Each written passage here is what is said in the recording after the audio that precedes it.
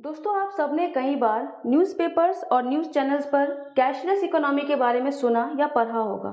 और पिछले कुछ महीनों में यह चर्चा और भी तेज हो गई है जब से आरबीआई ने सीबीडीसी से संबंधित कुछ कॉन्सेप्ट नोट्स जारी किए हैं।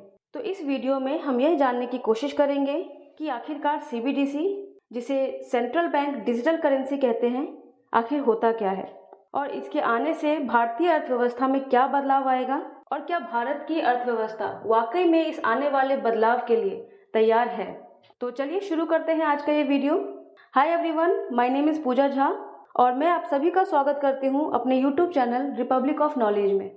सीबीडीसी यानी सेंट्रल बैंक डिजिटल करेंसी की कहानी शुरू होती है नवंबर 2017 में, जब सेंट्रल गवर्नमेंट ने पहली बार डिजिटल करेंसी के कॉन्सेप्ट पे डिस्कशन के लिए एक इंटरमिनिस्ट्रियल ग्रुप का गठन किया। उसके बाद अक्टूबर 2020 में आरबीआई ने एक रिजर्व बैंक वर्किंग ग्रुप बनाया। इस वर्किंग ग्रुप के रिकमेंडेशन के बेस पे फाइनेंस मिनिस्टर ने अपने बजट स्पीच में यह अनाउंस किया कि आरबीआई इसी फाइनेंशियल ईयर में सीबीडीसी को लॉन्च कर सकता है। तो अब हम यह जानने की कोशिश करेंगे कि आखिरकार सीबीडीसी है क्या। सेंट्रल बैंक डिजिटल करेंसी, जिसे हम डिजिटल रुपी या ई रुपी भी कहते हैं, बेसिकली डिजिटल फॉर्म या डिजिटाइज वर्जन है करेंसी नोट्स का, जो इशू किया जाता है सेंट्रल बैंक के द्वारा। ये पेपर करेंसी का ही डिजिटल फॉर्म होगा और आने वाले समय में ऐसा मानना है आरबीआई का कि मीडियम ऑफ पेमेंट के लिए ये कंसीडर किया जाएगा। तो चलिए बात करते हैं कि भारत में सेंट्रल बैंक डिजिटल करेंसी के क्या फॉर्मेट्स होंगे। भारत में इसे 2 सेगमेंट में रिलीज किया जाएगा। पहला होगा होलसेल सेगमेंट और दूसरा है रिटेल सेगमेंट। होलसेल सेगमेंट के अंतर्गत डिजिटल करेंसी का जो एक्सेस है वो कुछ selected financial institutions, money market और कैपिटल मार्केट को दिया जाएगा।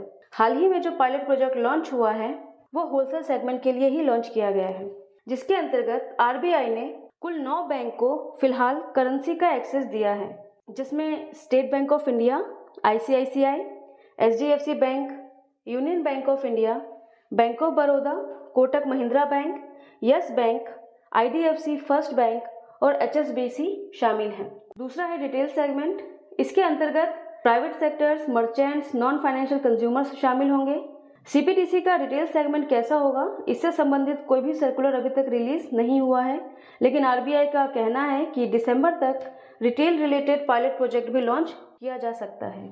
अब हम बात करते हैं सीबीडीसी के बेनिफिट्स के बारे में और जानने की कोशिश करते हैं कि डिजिटल करेंसी के आने से इंडियन इकोनॉमी और इंडिया के डिजिटल पेमेंट सेक्टर को क्या फ़ायदा होगा। तो सबसे बड़ा फ़ायदा तो ये है कि जो ट्रांजैक्शन कॉस्ट होता है, इंटरबैंक ट्रांजैक्शन कॉस्ट हो गया या फिर जो ऑनलाइन पेमेंट का ट्रांजैक्शन कॉस्ट होता है, उसमें कमी आएगी। फिर देखिए तो करेंसी प्रिंटिंग का जो कॉस्ट है, करेंसी मैनेजमेंट के दौरान जो हैंडलिंग, प्रिंटिंग और लॉजिस्टिक कॉस्ट जो होता है, उसमें कमी देखने को मिलेगी। मैं आपको बता दूं कि आरबीआई हर साल तकरीबन 5,000 करोड़ रुपए करेंसी के प्रिंटिंग में खर्च करती है, वो कॉस्ट कम होगा। फिर डिजिटल करेंसी का जो लाइफ है फिजिकल नोट्स के मुकाबले इनडेफिनिट होगा। डिजिटल करेंसी के खराब होने या फटने का कोई डर नहीं रहेगा। ऑनलाइन पेमेंट जो है वो और भी ज़्यादा सेफ, सिक्योर और रिस्क फ्री होगा।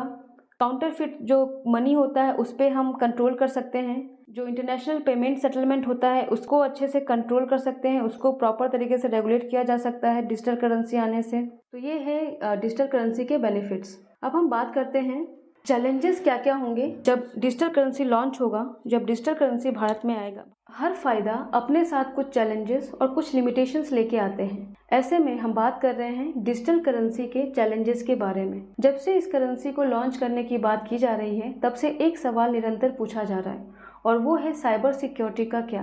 क्योंकि डिजिटल इकोसिस्टम में जो सबसे बड़ा खतरा है वो है साइबर अटैक का। ऐसे में पेमेंट सिस्टम कितना सेफ होगा और कितना सिक्योर होगा, इस विषय में बात करना बहुत ज़रूरी है। प्राइवेसी इशू और प्राइवेसी कंसर्न जो है वो भी डिजिटल करेंसी के लिए एक चैलेंज है। और इंडिया के पर्सपेक्टिव से बात करें तो इंडिया की फाइनेंशियल लिटरेसी भी एक चैलेंज है, एक कंसर्न है डिजिटल करेंसी के लिए। भारत जैसा देश जहां का इंटरनेट एक्सेस रेट 50% से भी कम हो, वहां डिजिटल करेंसी को लागू करना वाकई एक चुनौतीपूर्ण कार्य होगा। ऐसे में कुछ समाजविदों का तो यह भी मानना है कि डिजिटल करेंसी गरीब व मजदूर वर्ग के हाथों से रुपया छीनने की एक साजिश है, क्योंकि उनके हिसाब से कागजी रुपया गरीब व मजदूर वर्ग के लिए बस एक पैसा नहीं बल्कि उनके दिन भर के मेहनत के बाद का सुकून होता है। खैर, मैं यहाँ किसी के ओपिनियन को सपोर्ट नहीं कर रही हूँ, लेकिन मेरा यह मानना जरूर है कि किसी भी चीज की सफलता सुनिश्चित करने के लिए सबसे पहले उसके चैलेंजेस को बारीकी से देखना चाहिए। तो चलिए आगे बढ़ते हैं और बात करते हैं कि क्या CBDC एक क्रिप्टो करेंसी है या इनमें भी कोई अंतर है। Crypto currency basically private digital currency है, जैसे कि बिटकॉइन, और यह डिसेंट्रलाइज्ड ब्लॉकचेन टेक्नोलॉजी पे काम करता है, जहां बिना किसी थर्ड पार्टी के इंटरफेरेंस के पब्लिक लेजर में ट्रांजैक्शन पॉसिबल है। वहीं CBDC की बात करें तो CBDC जो है वो डिजिटल फॉर्म है लीगल टेंडर मनी का, जो इशू किया जाता है गवर्नमेंट के द्वारा, और यह सेंट्रलाइज्ड ब्लॉकचेन टेक्नोलॉजी पे काम करता है। दोनों में अंतर सिर्फ इतना है कि एक गवर्नमेंट इशू करता है और एक प्राइवेट होता है। तो चलिए नज़र डालते हैं CBDC से रिलेटेड कुछ इंटरेस्टिंग फैक्ट्स पे। दोस्तों, भारत के अलावा 10 ऐसी और कंट्रीज़ हैं जिन्होंने CBDC को एज अ पायलट प्रोजेक्ट अपने देशों में लॉन्च किया। बहामास पहली कंट्री है जिसने 2020 में डिजिटल करेंसी लॉन्च की। डिजिटल करेंसी का यूज़ हम बिना बैंक अकाउंट के भी कर सकते हैं। ऐसा माना जाता है कि जो डिजिटल करेंसी है वो इंडिया का फ्यूचर करेंसी होगा। साथ ही साथ यह उन सभी क्रिप्टो करेंसी और वर्चुअल करेंसी के लिए सेफेस्ट आंसर भी होगा। तो आज के इस वीडियो में बस इतना ही।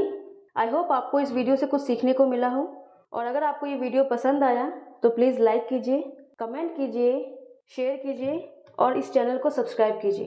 फिलहाल के लिए thank you so much for watching. Happy learning and keep learning.